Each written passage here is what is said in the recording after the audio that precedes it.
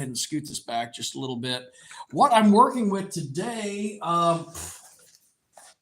Jeff, can you hand? There's a black board over there. There's just a lot of light coming up here.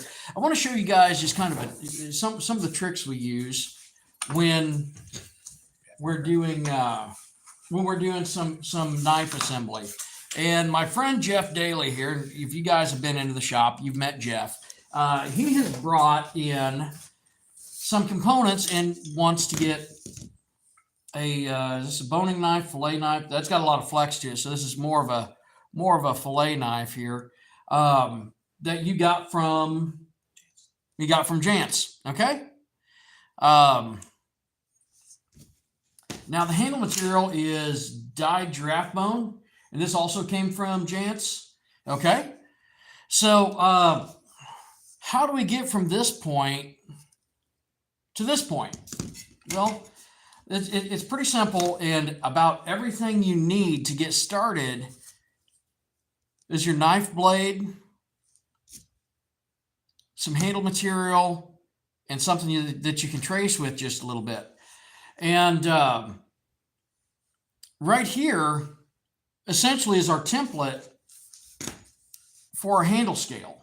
So I went ahead and I cut and I drilled one of these. And of course, I'll be going through and I'll be doing stock removal, just get everything smoothed out.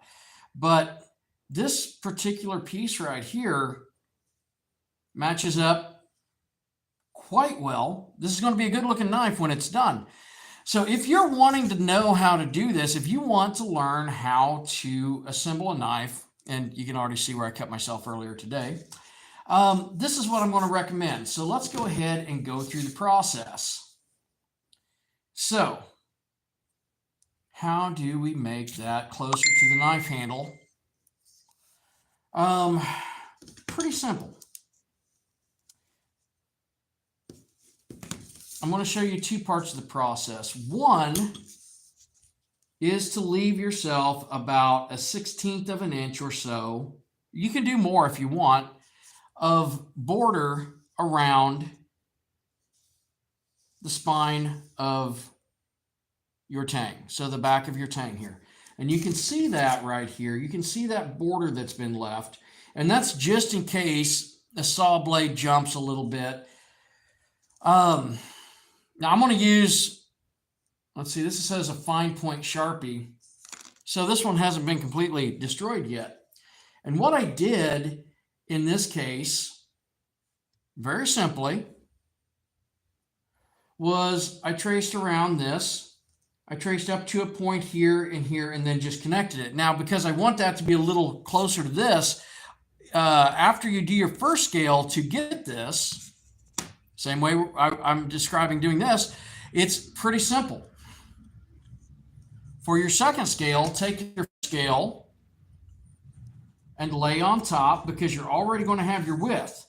Now, in this case, you're going to want to put the spine or the back of the handle material to the edge of your second scale material.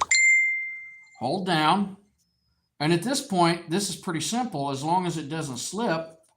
And this is overdrawn, of course. I'm just going to go through and I'm going to trace it with my Sharpie. Now, I could take and mark my pinholes. I'm not going to do that.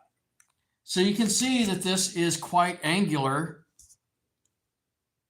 very angular in comparison to what it's going to finish out to. But we want a little bit of that material that we can sacrifice there. And the reason this is angular here is because the blade on my bandsaw was just a little too wide. Okay. What I'm going to do next is I'll go back and I'll cut this out.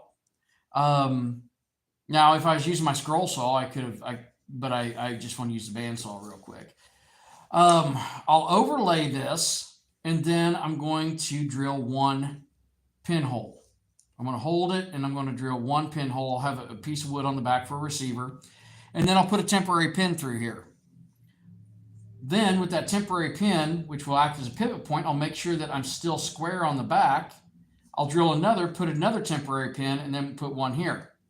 Okay? And then I will have a matched set of scales that I could glue up. before I do that, I'm probably going to come in here with the two scales pinned together temporarily. And I'm going to go ahead, I'm going to level this out and then create a little bit of a radius from here in. And of course, I've got to be cautious about that pinhole placement, which Jeff had already mentioned. I would have personally drilled it a little bit below, but it works for what it is. And this is going to end up being a really cool knife. So be sure to like and subscribe and follow us for some more instructional videos, because I'm sure this is going to look cool when it's done. Later.